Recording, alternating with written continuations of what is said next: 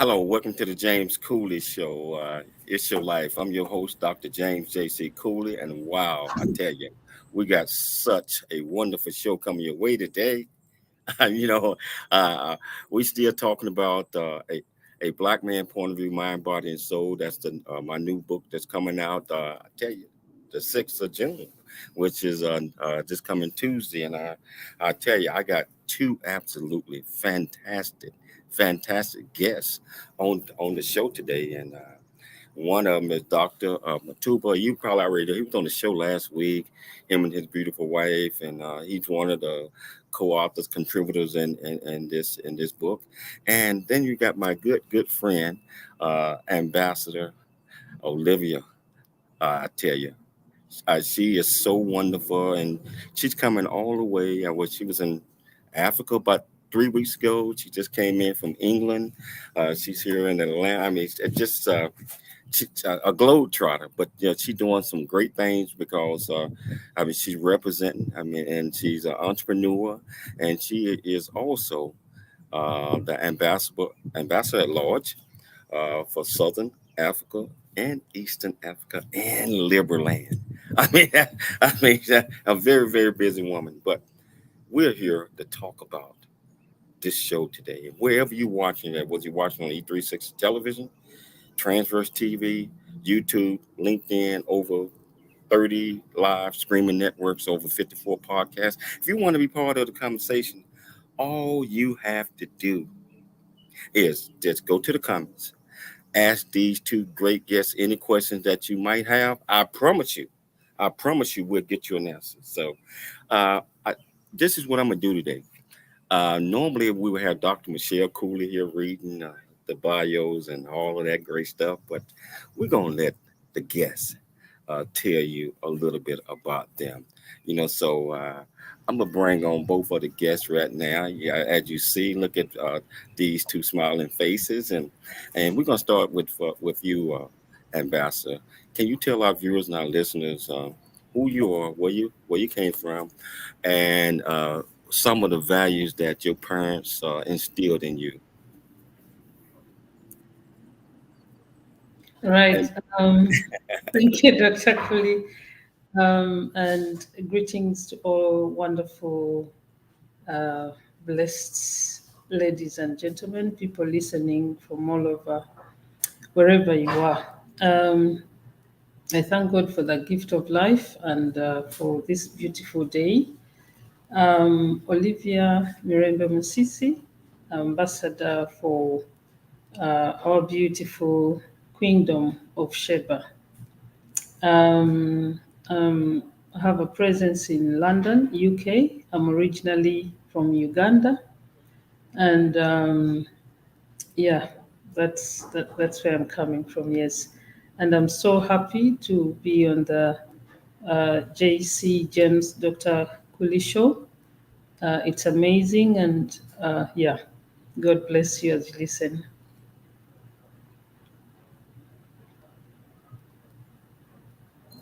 kind of took a little hit a second or so, but that's okay. We're gonna pick it back up. Doctor Two, how are you doing, brother? How are you doing? How you doing today? I'm doing well, doing well. It's good to see you again. Hey man, it's always a pleasure, man. It's always a pleasure. Can you tell us, just in case our audience missed you the last couple of times that you was on the show, can you tell our viewers and listeners a little bit about you and your beautiful family? I mean, you guys are wonderful, and some of the things that you're doing, and then we're gonna get off into your book and my book and how we collaborated. So, can you do that? Sure, sure. Thank you again for the opportunity. My name is Dr. Muteba Mukendi. I'm living currently in Maryland with my wife and our two young daughters.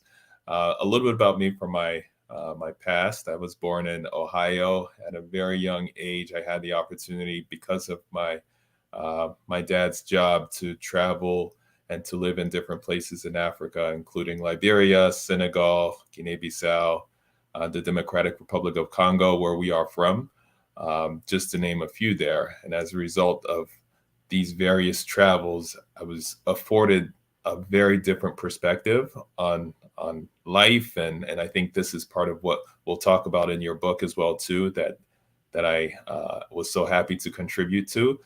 But that's a little bit about my past, just in terms of who I am now. I'm a senior leader at a management consulting firm, and I'm also a published author, as you mentioned. I recently published a book called Leadership for Such a Time as This, which we'll dive into a little later, I'm sure. But from a very quick intro perspective, it's really about how we should lead for this day and age. Yeah, and we're gonna hit all that, but we're gonna talk about a black man point of view, mind, body, and soul. And just like I mentioned in the intro, that's my new book that's coming out the sixth, and I tell you, we have 11 contributing authors. The book is about the trials and tribulations from generations in the past all the way up to the present on what uh, black men, black people in general had experienced, and why going through and understanding that our previous generations, that our forefathers and foremothers and them lived prior to us, make us better today, because it's all about love, not hate.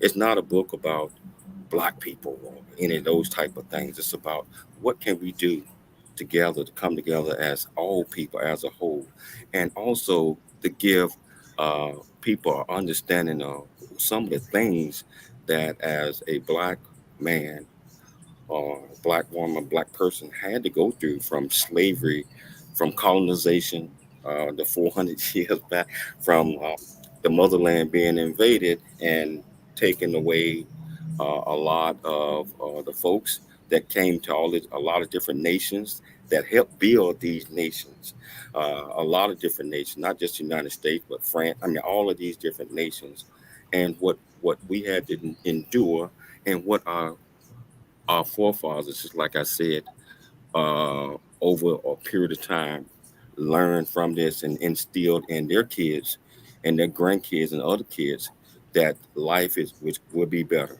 It will be better, but you always have to understand that you got purpose. So that's a little bit about a black man point of view, mind, body, and soul, because it encompasses all of these things, and being able to have an understanding, being able to forgive, being able to say, okay, all of these things happen, but we got to move forward, because our kids and our kids' kids and our kids' kids are the future leaders of our world. And so we cannot be dwelling on the past and instilling those things in them. We have to be the example that we learn from these things, and we want them to have a better life, even better than ours. So that's just a quick synopsis of a black man point of view, mind, body, and soul. So I want to start with you, Matuba. You was one of the co-authors of this book, and man, when I got your piece, man, it was I just read it, it was incredible. Can you tell our viewers and our listeners a little bit about your piece and why you chose to be a part of this publication?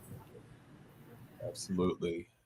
And I'll answer the second question first, and saying that a big part of why I wanted to be part of it was frankly you, and how you approached me, and talking about the relevance and the meaning behind the book.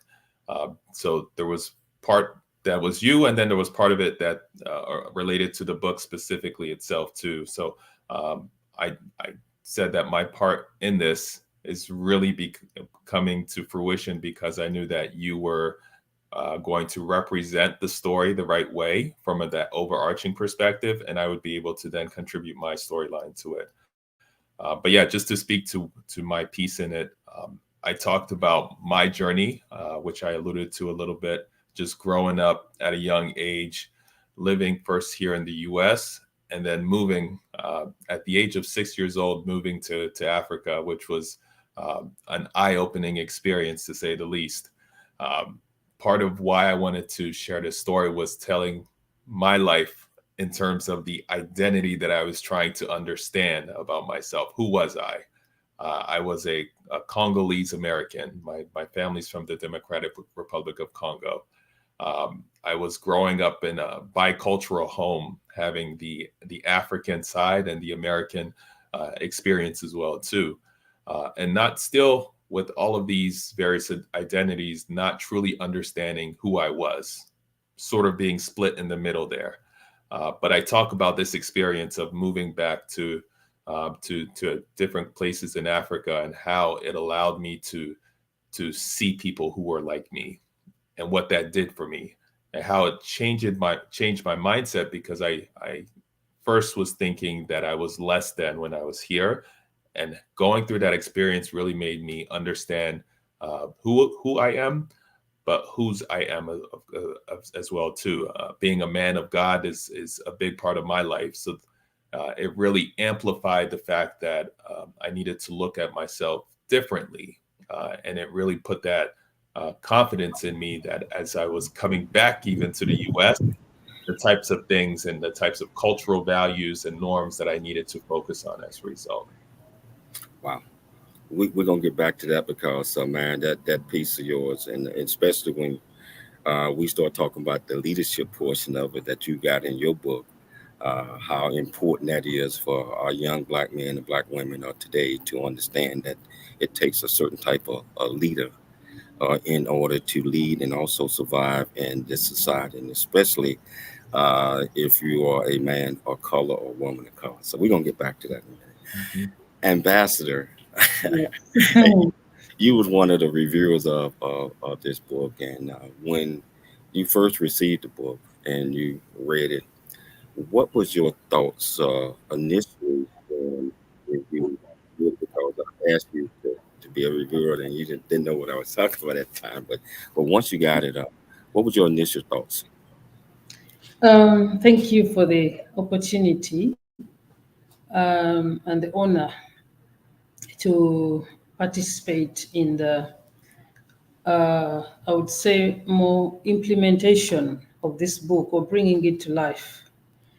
When I read the summary and also read the first part of your life, Dr. James Cooley, it took me back to my early work when I worked with immigrants from ethnic minority communities in the United Kingdom, and then where I worked with women, youth, and all people who came into the United Kingdom for the first time. It also takes me back to Africa, and it brings me perspectively to the first world, where we have, let's say, three classes or races of people, and we have racism really vividly so. So, coming from the perspective, a biblical perspective as a believer, I look at God being overall. Your book brings the reality of God being God, the unity of humanity, and the privilege that nobody can take and deny the fact that God exists, which is no child chooses the parents. It's the parents who choose by choice of their spouses and whatever, who choose that sense, that honor of parenting the child, but the child has no control over who will be the parent. However, God is manifested in the formation of this child, and God is manifested in the transition of this child from the womb to the to the body, as the book itself says, the mind, the body, and the soul. Looking at Master James Cooley before he's a doctor, he's first a baby, he's first a gift from God, and then he's a baby whom God has clearly planned, set aside, anointed, and placed in the hands of his parents. Looking at Master James Cooley's mother, she had children, I think 10 children or so, and they were special in the sense that each child or a few children had a father. So it brings me back to the United Kingdom, looking at London, when you look at Brixton, when you look at Hackney, when you look at the challenges of London, the challenges of parenting in estates in London, when you look at the lifestyle, it is so stressful, so hectic, but you have parents, especially the men, who are dodging responsibility of the children they've brought to this world. And these women, the parents, the single parents, are struggling to bring up their children, moreover, male children, in these first worlds. Now, when we draw it back to my experience in Africa, then you look at parents who look at Europe and the United States as heaven. You look at refugees and immigrants crossing the Mediterranean Sea and dying in those boats because they want to come to this heaven, this earthly heaven. And then you look at how Dr. Cooley describes the movement when he left his mother, because the mother had, I would say, a kind of therapeutic, stress-free lifestyle. She had so much stress as a single parent, so she had to do something to survive and something to comfort her mind. Now, in that state, Dr. Cooley, or Master Cooley's, James Cooley's uncle and auntie take him up. That is the story I read in this book. And as they take him from I think it was from a more of a city life into a more rural, deprived life, where electricity, there were power cuts, they had to bath from one container. You completely look at life in Africa. And once I looked at that foundation of Master Cooley, who is today Dr. James Cooley, I said there was no situation that could have killed the doctorship. There's nothing that God permitted to kill the dream of this baby. It is only God who fathered this Master Cooley and allowed him, just as King David in the Bible. When God called David, he was looking after the animals. But the prophet insisted, there is one more. There is one of your child who is not here, somewhere. And that was David. And you can see that as this woman had children, this Master Cooley, James Cooley, is the one who had to go and live with the uncle and auntie. And in this auntie and uncle life, God allowed Master Cooley to appreciate the power of God, that even if you're in the United States of America, that Africans are seeing as a heaven. There was a hard life that they had to go through, just as David had to fight the bear, the lion, and everything. Life was not easy at the uncle's place, but there was something that was unique in that book. And in that moment when Master Cooley, James, was with his uncle and auntie, when he was with his mom, he never got fully 100% the attention of his mother and father. But when he was with, as much as they had electricity, they were in the city, he had all this, Brixton kind of life. But when he came to uncle and auntie, as much as there was poverty, there was love. There was a presence. He could talk to his auntie, he could talk to his uncle. And then we have a sister, Master Cooley's sister, who comes with him to his uncle and auntie. So this is what I read in this book. Ladies and gentlemen, I'm talking of something like a fairy tale, but I'm telling you the power of God that is manifested in the life of Dr. J.C. James Cooley, which when Ambassador, can you hold that thought? Can you hold that thought? We got to take a station break. But you on to something real deep, and we're gonna pick it up when we get back from the break. So I tell you, I can tell that she really read Country Boy, City Boy Journey ain't over yet, because I'm sitting back, I'm fascinated. So, but I tell you, we're gonna pick it up when we get back from the break. If you want to be part of this conversation, all you have to do is just go to wherever you're watching this platform from, go to the comments, ask any questions that you might have. It's your life, and we'll be back shortly after the break.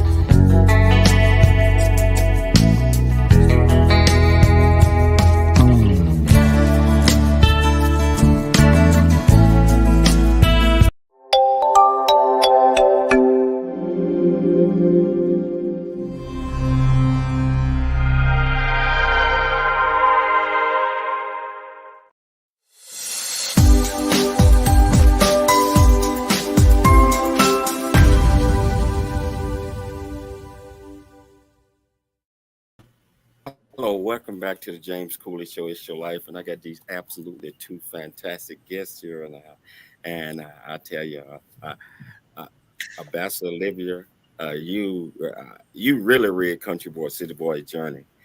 Ain't over yet, and you blend that in with a black man point of view because it was predicated off my first writing, which is a Country Boy City Boy Journey, which you can buy that book as well. It's out there, and it's in four different forms. It's an ebook, a hard copy, soft copy, even the audio portion of the book where I narrated the whole book itself. And so I really appreciate that, madam, because you was hitting it right on target from my mother who had 10 kids by six different fathers and never was married, and uh, and my mom had to make a decision on which kids that she was going to send with her aunt and my aunt and uncle because she couldn't afford to take care of all of us. And I think that my brother Jerry and I was very fortunate that God plant uh, us on her heart, and she in the beginning we thought that was the worst thing in the world, that your mom would pick two of you all to send you guys away with strangers. But God always have a plan. He always have a plan where you don't know what's going on, especially at 6 or 7 years old, that He is molding you to be have purpose where you're going to come back and be able to influence millions later on down the line. So I really appreciate that. And I was not even going to take the break, and I saw Doctor Tuba over there. He was like he was off into that one. It's like, "Oh, you can tell my story anytime, any day." I mean, I love it, you know. So I tell you what, our listeners and viewers out there, if you want to be part of this conversation, all you have to do is just go to the comments, ask any questions that you like, and if you want to tell my story, just come on, just call in, and I mean we'll do something, and we'll tell the story because everyone has purpose, and it doesn't matter where you start from. You might start from the bottom, you might start from, I mean, wherever. You might start in the middle of a running away, no food, no, I mean, running away from war, but God protect you. He's gonna have that shield around you because you got to pay back later on. Payback is giving back and educating our next generation. So that's what it's all about. So hey, Dr. Matuba, when you first got the book, what was the first thing that caught your attention where you said, wow, yes, I I'm certainly going to be a part of this, and certainly want to leave a legacy because that's what we all want to do, want to leave a legacy, not just for our kids, but for future generations to come. So, can you tell our viewers and listeners what initially caught your attention about the book? Yeah, I would say there's several things. One being the fact that, and just the approach of bringing 10 or so different stories, including your own, to the forefront, which is a very unique approach of having all of these stories. But if you read them, you see that there's an actual through line through so many of our stories as well too, and that part of having all of these black men come to the forefront, share their stories, is one that really not only interested me from the get go, but now when you look at the actual end product, you can see why it came together this way.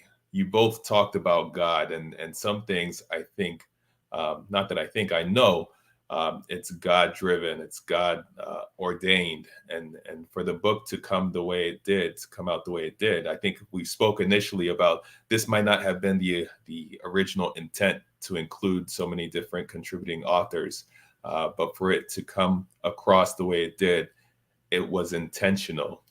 This is the way it was meant to be, and the product that everybody will soon receive, they will see what I'm referring to, because those stories are so strong, and they require that level of throughput for each story to essentially be connected there.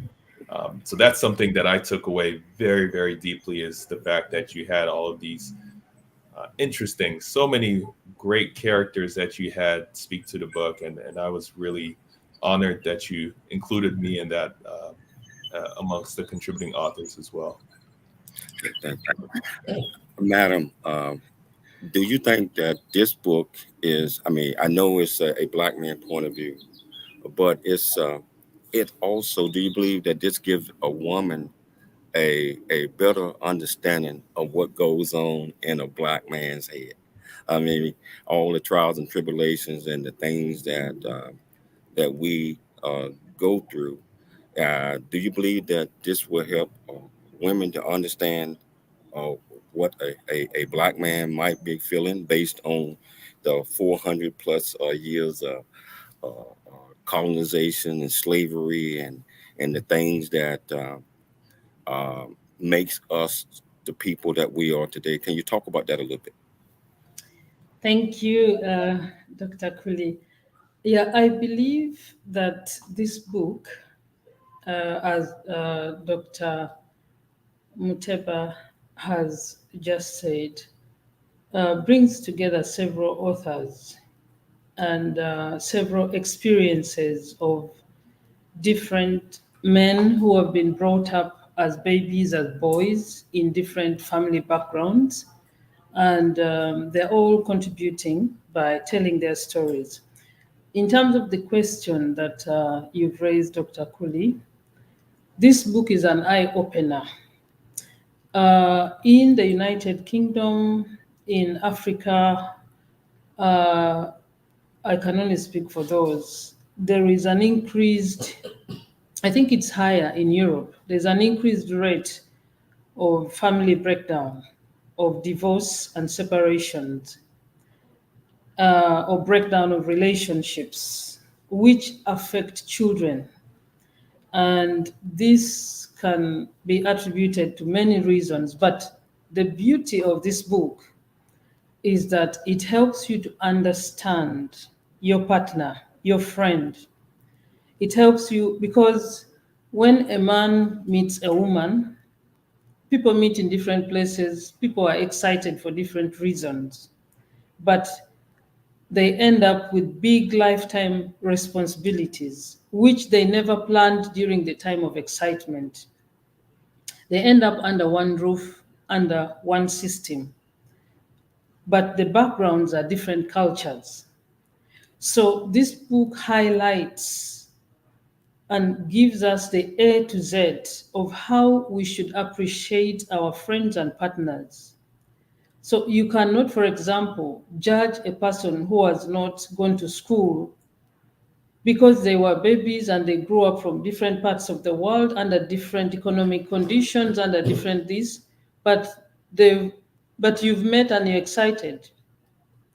So, but this person could turn out to be the best father, as much as is not maybe educated. So what am I trying to say is that when you read this book, it will open our eyes to see the root causes of the breakdown of relationships beyond quoting, beyond just social media. When young people get married, I can say for young people, but the divorces are more across. But when this happens, it's simply that we've not picked up the root causes, as this book shows you. It brings you from mother to father to community to society to how all this influences the authors up to when they are the professionals and the celebrities we admire. This book also shows you that behind the makeups, behind the glamour of celebrities you see, there is a story. So as a married partner or as somebody who wants to get a partner or get a spouse or whatever it is critical that you read this book so that you will appreciate when Dr. Cooley offers you a glass of water, you know why he's serving you that glass of water. When he gives you water in a bottle and not in a glass, there is a reason. When when he puts on shorts and not trousers when you're going out, you understand where this is coming from. So in relationship, these are small things that can destroy families big time, and the children suffer. And this is a huge problem, especially in the United Kingdom, and other parts of the world. So this book is an eye opener. This book is powerful, and it also shows you that God worked on And the you are body and exactly right. You're exactly right. yes, You talked about original love, and that chapter, ultimate love, and it talks about uh, just what you just said about some of the insecurities of a black man, especially when it comes to choosing their partners. Because it's an understanding and of all the things that a black man or that particular person might have experienced, and the thing called trust when it comes to choosing their mate, and they some people want to choose somebody that's inferior to them, or that's going to be completely submissive at all times, and that means that they are, in my opinion, that's not ultimate love, because there will be mistakes between a man and a woman when they first get together and get married and all that stuff. Type, you get prior to getting married. The book talk about you meet somebody, and everybody is on what we call them. They on their best behavior. They on their best game, and then they start getting a chance to know each other. Then they decide to get married, and once they get married, the real people come out over a period of time, and like, oh, what did I just get into? Uh, but the point is that we have to be very careful, because we have to make sure that we choose the right mate. We have to make sure that we really love that person when we choose them, regardless of what might be coming down the road or how the trials and tribulations is going to come. Because it's I use the term of if egg, because when you first get married, you got the raw egg, and you got the yolk in the middle. As you uh, the egg boil, if you want to use that term, as it boils, the yolk start to come together. That's how, in this book, how we probably should think is that the egg is soft, and if you drop it or you accidentally push it over, it's going to flatter. But over a period of time, if you allow the egg to boil or to a little bit. That's in like in a relationship. You'll see that it start coming together, and over a period of time, it become hard boil or soft boil. If you accidentally drop it, it might crack a little bit, but sometimes you can prepare that. So that's what ultimate love is: being able to truly, authentically love someone, and us guys have to be able to open up our heart and trust. First of all, you got to make sure you choose the right person, but you have to be able to trust, and all the insecurities that we might have. Um, Ultimate love is what your partner is going to make sure, or he's going to make sure that you you're whole. So I like your analogy, Ambassador. That you hitting it on the nose. But we're gonna take another station break. We're gonna come back, and we're gonna talk about leadership. From a person point of view. We're gonna talk to Dr. Matuba about his writings on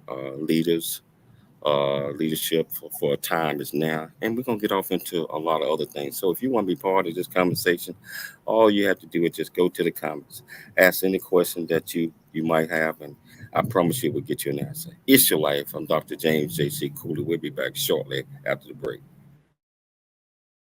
Really get a chance to know who you are.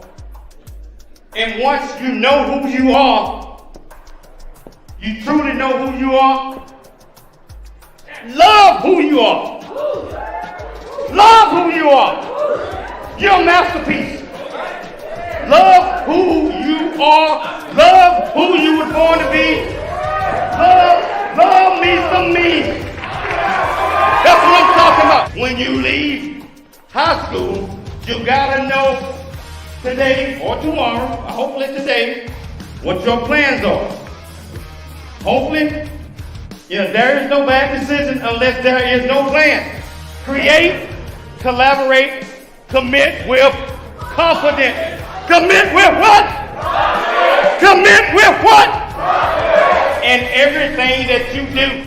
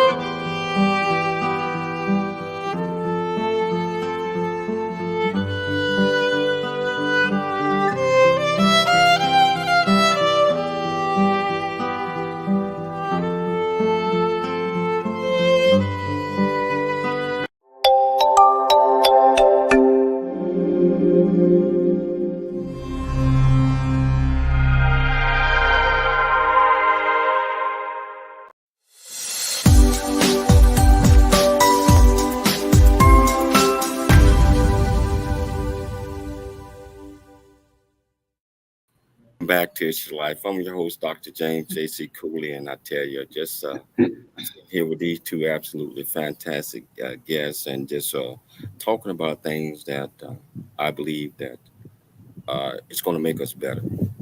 It's going to make us better because we share our stories, we understand the stories, and some of the things coincide with our life, regardless of which parallel you might have been on.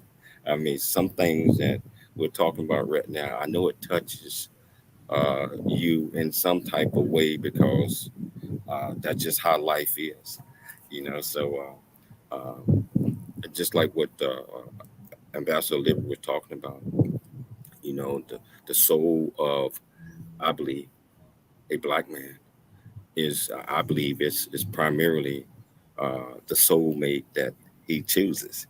you know, that's so important, and to be able to stick together, stay together. We call it stickability, regardless of trials and tribulations. That's what life is about, is being able to hold on because just like it says that the storm, even in rough times, if you give it a chance, the water is going to settle and things are going to become calmer. And the more that you get a chance to understand yourself and your spouse or the people that are around you, the better I believe that's going to make you a better person. So I tell you, we're going to continue this. And we got a question that Renee asked me. Yeah, she said, Dr. Cooley, why did you choose these 11 men? Well, I tell you, I mean, I got an opportunity to meet these people in life through being on my show or just out and about. And I chose what I thought men of integrity or that was honest, and that was going to tell some of the things in their lives or their upbringing that sometimes it was challenges involved in that one. Sometimes it was personal. Sometimes it was things that we was holding inside ourselves that we was not never going to share with anybody because it was shame or it was whatever that might have been. And so I chose uh, the folks you know, that were authentic, and things that they're doing. I mean, Honesty, integrity, and ethics is what I live by. And I believe that each one of these individuals that's in this book, I believe that they live by that saying as well. So Renee, I hope that answers your question. But the main thing is honesty, integrity, and ethics. So I think that is so important. And also, role models. Each one of these individuals that's in this book they are leaders, influencers, and so that was important to have as part of the book. That's you got leaders, you got role models, you got men of integrity that's just going to share their stories, and each one of the stories are completely different, but there is a correlation uh, as it relates, because it's uh, you can learn uh, bits and pieces in your life just by reading the stories of all of these great men that's in this book. So if you want to be part of the conversation, all you have to do is go to whatever platform you're on and ask any question that you like. Dr. Matoba, now you wrote a book called Leaderships in Times like this, like now. First of all, can you tell our viewers and listeners what's the correlation between a black man point of view, mind, body, and soul, and being a leader, a man of integrity?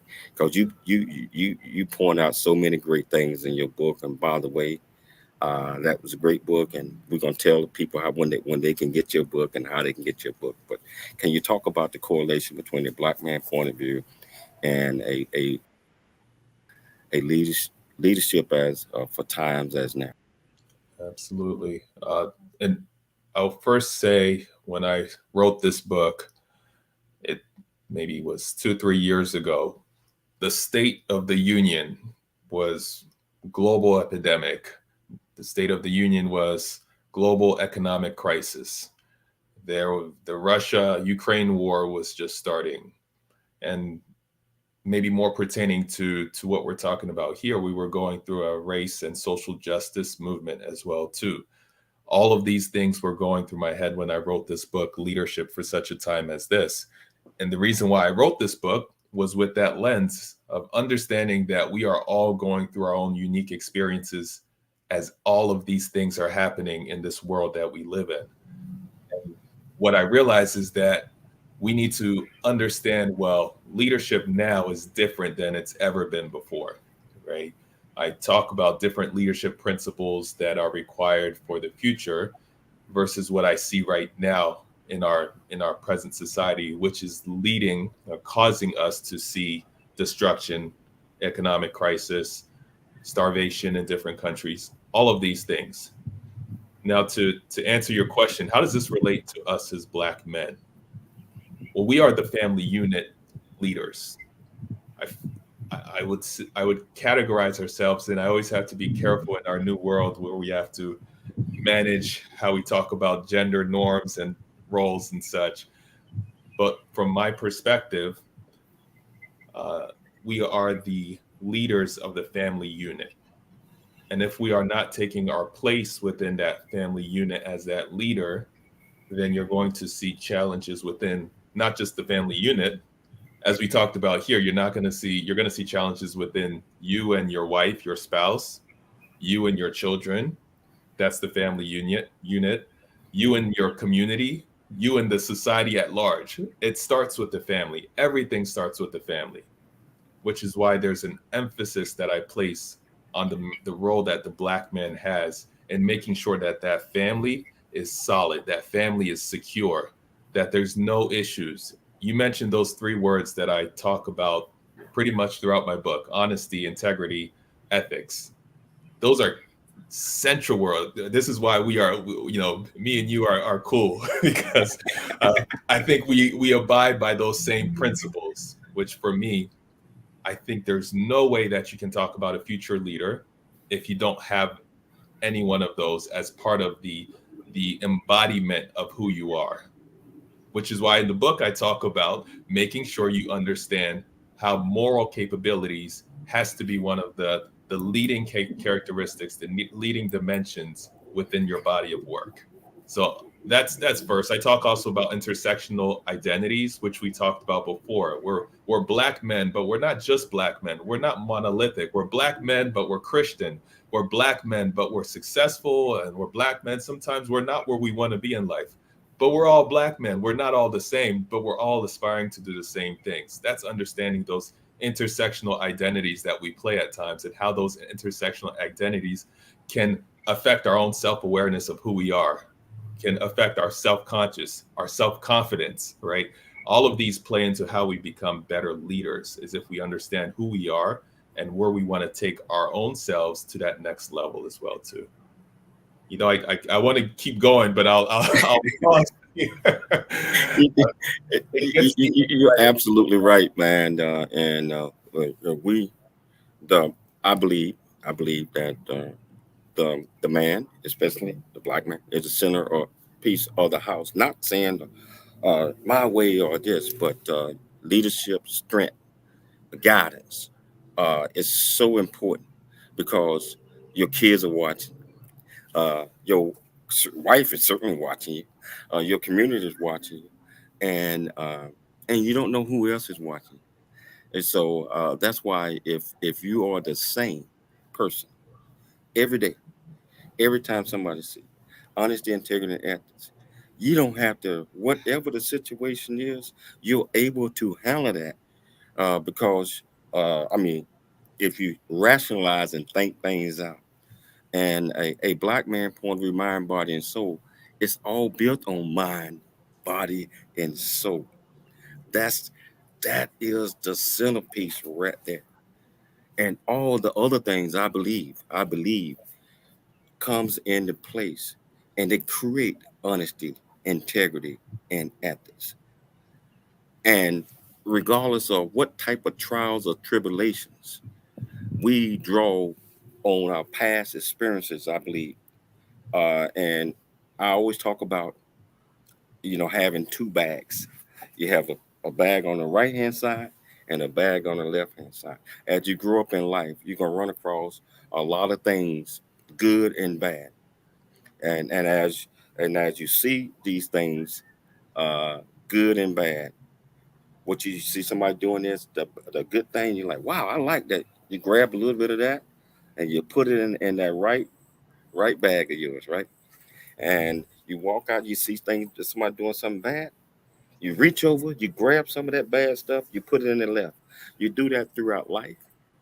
And over a period of time, when you're in position of leadership, when you're in position of making decisions, when you're in position of doing these things, as and I call it mind, body, and soul. When you find yourself acting like uh, the person that you despise or people that you despise from a leadership perspective, which I always say, look in that left hand bag and see all the things that you gathered, and you're like, oh no, and you have to get rid of that. But you also got an alternative. You can look in the other bag and say, well, I ran across this a while back, and I like how that person did these things. And you reach over, you pull some of those things out, you conform that to how it's going to work with you, and you're able to get things done. So that's an analogy where I say mind, body, and soul. A black man point of view, but this really is a any man, any woman point of view.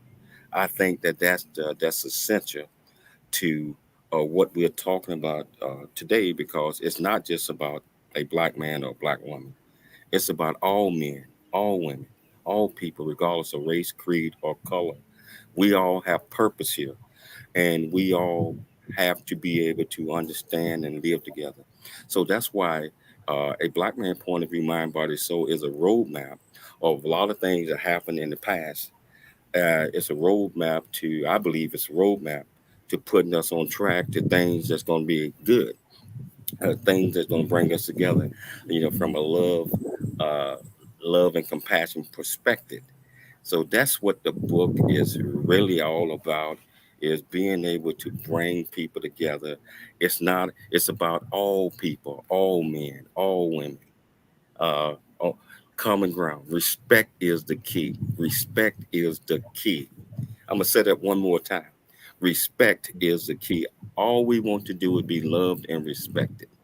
And with that, we're gonna take a station break because we are almost running out of time. I wish that we had 2 hours for this one right here, but unfortunately, the studio is only going to give me a little bit. So we're gonna take a station break, but we're gonna come back and we're gonna finish up. It's your life. I'm Dr. James J.C. Cooley. We'll be back shortly after the break.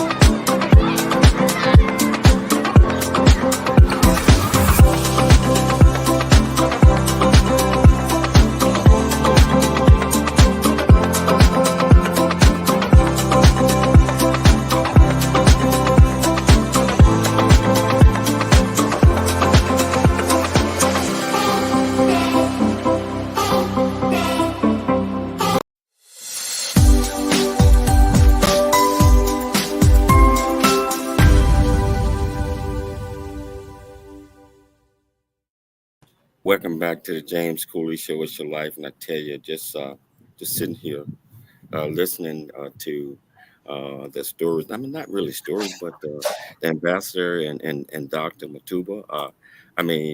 Their point of view on why you should go out and buy this book and read the book and use it as a role model. It's the same I say with his book. Yeah, I think that you certainly go out and get that book as well. One of the things I want to say is June the 6th is the book is already on pre-sale right now. June the 6th, we're gonna drop the e-version of the book down from 7.49 to 99 cents now. We got three different versions of the book: soft copy, hard copy, and ebook. But we're gonna drop the ebook down to 99 cents. We want to make this a bestseller, and not just national but international as well, because I do believe that this is a roadmap to a lot of the issues and situations, circumstances that we are having because we lack understanding. I'm gonna say that again. If we lack understanding, you cannot get the blessing. That's what that's what the Lord said, Proverbs 3 through 5. But and I think this provides some understanding, maybe not all. So I encourage everybody to go out, especially on the 6th, buy as many copies of a Black Man Point of View, Mind, Body, and Soul. And you can give them away as gifts, and they are only going to be on sale that day for 99 cents. Then it's going to go back up to a regular price. So uh, help us make this a bestseller. Help us provide understanding to many that's out there. Help us become better people all together. Closing remarks, 30 seconds apiece, because I know the studio going to get me if we get past that. Ambassador, closing remarks, 30 seconds left. What would you like people to get from this message that we talked about today? Yeah, thank you. I just wanted to highlight on what Dr. Uh, Muteba just said before we went on a commercial break, that leadership is ordained by God. And we are leaders at this time where there is transition. Just looking at God's way of working, we had the prophets, we had the priests, the prophets, the kings, and then we had the Messiah. So we've had generations where the people, the leaders who build the infrastructures, for example, of Europe, of US, of Australia, wherever, in the 1900s have long gone. Then we have the next leaders who have also gone. And there is a gap, spiritually, body and soul, where the world is craving for leaders who are positioned and aligned to the purpose of nature, of God, of the calling, of community, of environment, of family, of children, of everything.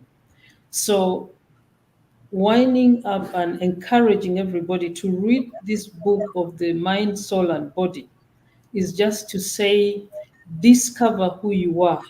We have the story of the 10 virgins, those who chose to hide their talents. We have the story of the women with oil. We have the story of the mustard seed.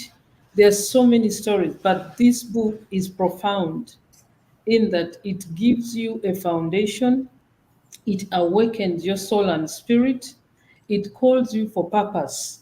That's looking at Africa, for example, where we have the apartheid story and we have the scenario that we have now in South Africa. If you go to Alexander, you see a black man and you're wondering, what is the leadership of black men? When you go to the African Union and you look at across Africa, across the Commonwealth, when you look at leadership in Africa, it is literally screaming for a new wave. Either we are transitioning from priests to kingship or to prophets, I have no idea. But there is a gap that is there, and we need to stand in those gaps and nurture the younger generation. Otherwise, the world is going in void, and yet the Spirit of God is still the same. Nothing of God has changed. The principle of formation is still the same. The fact that Dr. J.C. James Cooley is alive and on this show and has written this book, plus all the authors combined and editors and directors, is vivid that you must read it, discover yourself, stand in your position, align yourself, and awaken to the calling of God so that at the end we pass the baton to our children, grandchildren, but take up the purpose for which we are accountable when we face our Lord. This is all how I can summarize this book. Hey, thank you so much. Hey, doctor, what is your? You got a minute and a half too. I feel like Madam Ambassador said it all, so I will be very brief. And I absolutely love hearing her speak. So I'm here in awe over here. I will just conclude in saying, and this is a verse in Esther that how I titled my book, but I think there's a through line to your book in this as well too, in saying leadership for such a time as this. For such a time as this is a verse in Esther 4:14, where Mordecai, her uncle, basically tells her, "Are you not a queen because you're here for this time? You're here for this time Amen. in this position of leadership. What are you doing with what you have right now?" This was the call that Mordecai said to Esther. And I think when I read your book, this is the call for all of us. What are you doing with what you have right now? Now you're given instruction, you're given guidance, you're given material that you can use through this book. Now the challenge switches to you. You've been given everything that you need. You just have to read the book. Take what it gives you. It's all of these authors, all of these contributors have poured in everything. It's up to you now to take it and to take that mantle, as Madam Ambassador just alluded to. Take your mantle and take that position of leadership. I hope every single person purchases the book for that purpose, and we have leaders across the nation who now understand their role. Thank you. I want to thank both of you all for taking the time to come on the James Cooley Show. It's Your Life, and I just want to push it again. February the 6th, not February 6th. Both of you guys closing comments that kind of threw me off a little bit because they was superb. But June the 6th, which is Tuesday coming up, go out and purchase this book, A Black Man Point of View, Mind, Body, and Soul. You will not be disappointed. Buy many copies as you as you can to help promote this, and you can give those copies away. That it never expires. It's a electronic ebook copy, so yeah, let's do it. I want to thank both of you all for taking the time to come on the show. I'd like to thank Dr. Michelle Cooley for putting together another great program. Most importantly, I'd like to thank our viewers and our listeners out there for always tuning into the James Cooley Show. Remember to always, always, always, always dream big, think big, and be big at everything you do. We'll see you next week, all week long, same time, same place. It's your life. I'm Dr. James J.C. Cooley.